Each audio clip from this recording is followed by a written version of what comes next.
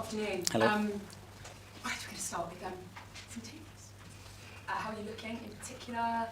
Rice and Calafiore tomorrow. They are both available to be in the squad. And any update on anybody else?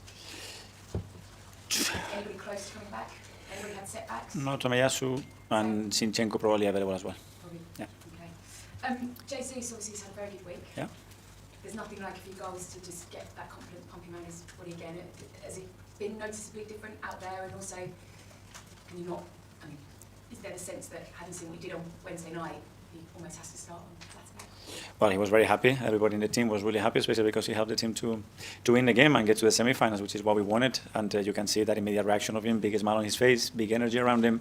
And that's what we need to have everybody in the highest level of performance. And Gabby certainly had a big one on Wednesday. Did you get the sense that he's in a place now where he can go on a really decisive run for you? Yeah, he's been looking really good since he came back from pre-season after he had a setback. Then he started to play, has some good performances without scoring. And obviously, what he did the other day, I think it's exactly what we need from our nines. We saw obviously Kieran Tierney in an awesome shirt in the week. Sounds like he's set to move on in January, is that correct? At the moment he's here with us, I wouldn't play a player that is thinking about leaving or is not committed to us. So he's fully committed. He's enjoying, I think, after a long period again with a really tough injury. So leave the moment. He's a big part of the squad now. He deserves to be in the squad. He played really well the other day after such a long time. So that's the only thing I can say. The squad at the moment, but it's only January. Are you expecting him? I mean, does he want to move on? Is it the best for sort of club and player? He hasn't come to me and said I want to move. And when in the past we have any doubts, he came to me and said I think it's my time to move. And this hasn't been the case yet. Just finally, I'm sure we're going to get lots of questions on your anniversary today. You've spoken a lot about what you're proud of in terms of connecting with fans, of rebuilding the culture here, of the players that you've moulded and brought through.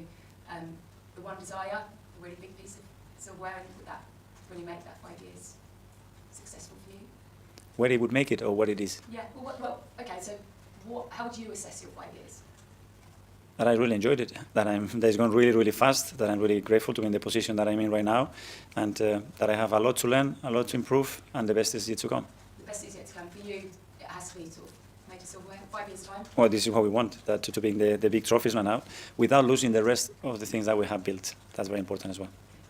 Thanks for going to Premier League with Sierra. Hello. Crystal Palace again. For you as a manager, is it easier or more complex to play the same team in such a tight turnaround? Is the prep a little bit different? It is different. Obviously, we played very recently. We analysed them, so you don't have to do that too much. I'm sure that both teams will adjust a few things and probably change some personnel as well. And apart from that, the difficulty of the game remains the same. We know what it is to go to Selhurst Park, and we have prepared for that. And obviously, Jesus with his hat trick, you said he was so sharp, he's playing well. Can we expect maybe to see him and Havertz successfully play in the centre at some point this season?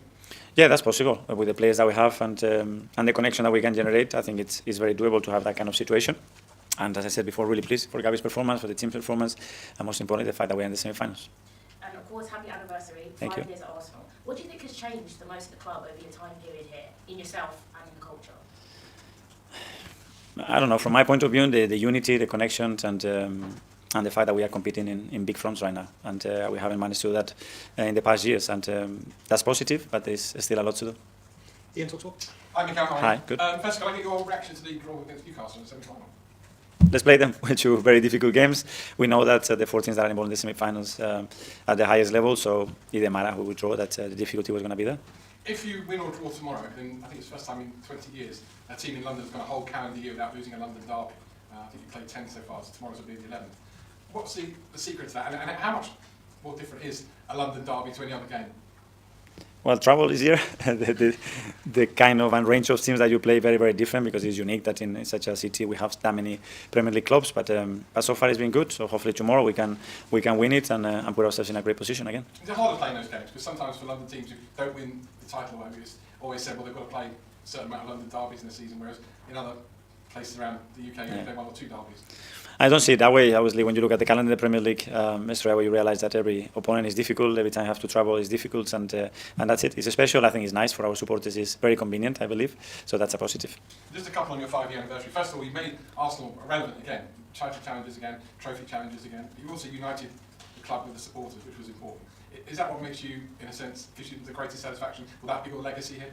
Well, that's obviously a big part of it. And the other way, I think the other thing is that the fact that I really enjoy working with the people I work every single day, that we have built something together and so many people have contributed in a big way to achieve that, and the fact that everybody is hungry and ambitious, that now we have to go to another level. That's it. I speak to a lot of managers all the time. We've been at clubs for various lengths of time. You haven't changed in 5 years. You haven't got grey hair on your head. I have. I do. How do you still look almost exactly the same now as you did 5 years ago? What is the secret? Because I've changed. Well, I think I have changed. Things are different. It's gone so fast, to be fair. You know, looking back, it's gone so fast. I enjoyed every minute of it. When we're pumps in the road, when we have good moments, and that's about it, you know. And I'm here because I'm so passionate about what I do, because I love this football club, and I want the best of that. So just try to give your best version every single day, and think what is the best possible manager for Arsenal Football Club and its players, and try to become that manager. Simon, stand up. Okay, I'll just double check. Did you say at the start that Tomiyasu would be possibly back this week? No, sorry. Tomiyasu not. And just also on the anniversary and the 5 years, just that connection you have with the club, your feeling you have with the club, how much has that grown over this period? Yeah, obviously those things take time. Obviously, there was a connection there because I was a player here, I was a captain here, I knew a lot of people at the club, and that was very helpful. But I don't know, going through different situations together, I think that's what has galvanized that relationship, that respect, that admiration from my side, and appreciation of what they have brought to the club and towards me as well. And I think it's a common feeling. Just given that, could you imagine ever managing another Premier League club? At the moment, impossible. I have very limited energy because I put all of it to this football club, to the players and the staff, to give my very best, and that's my only ambition, is to make this club more successful. Claire? Just wondering, is Zinchenko out as well this weekend? No, I think he could be available. Cool, just to check. And over the past 5 years, that's made a lot of big, tough decisions. I'm just wondering if there's one that stands out for you as the most difficult, the most important one you've had to make. It's a good question. Well, first of all, I don't make decisions by myself, so it's always a lot of time that we share that with the clubs, whether it was the people in the past, the people right now, and as well with my coaches when we have to make decisions like that. So very difficult to point one of those. What I would say probably is that I haven't regret decisions, you know, because we have made them with a lot of analysis and after a very thoughtful process with a lot of people, and some right and many wrong, unfortunately. And across your 5 years, you've had maybe if you want the kids to maybe looking like they won't live up to their potential, you've been able to get them back on track. I just wonder if you look at Marcus Rashford's situation, Manchester United, is there any part of you that thinks I'd love to take him and get him back to where he was? No, and you know that I'm going to talk about players from other clubs. James, Athletic? Hi, Mikel. Hi.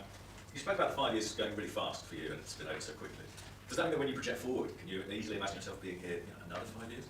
No, I mean, I think you have to live the present in this job, you know, and obviously you have to plan for what is coming in the mid and long term, that's for sure, and we have a lot of conversation regarding that, but I think the energy has to be in the moment, you know, and paying attention to every detail, understanding how things are working, putting more process in place to make better decisions, and always have that aim to keep everybody on this fit, to get the best out of them and make sure that they feel part of what we do. And you said you're still enjoying it and still getting better. I suppose when you look at yourself and you analyse your own performance, what are the areas moving forward that you think I can still be better as a coach? In all of them. Probably when I arrived, I was very, very obsessed with the tactical aspect of the game. And then straight away, 2-3 months after I took the job, I realized that there was no tactics to do. We were at home sitting with COVID, so we have to look after the club and the players in a different way. And the emotional and the physical part was a very important one. So just that evolution, probably putting the priorities in other aspects as well, the focus and spending time in other things. And that's what I think I try to do. I think the team has always set some requirements, but they can change and they can shift in relation to moments, individual players, or collective momentum that we have at the team. And the coach has to be able to adapt and prioritize those things to help them as much as possible.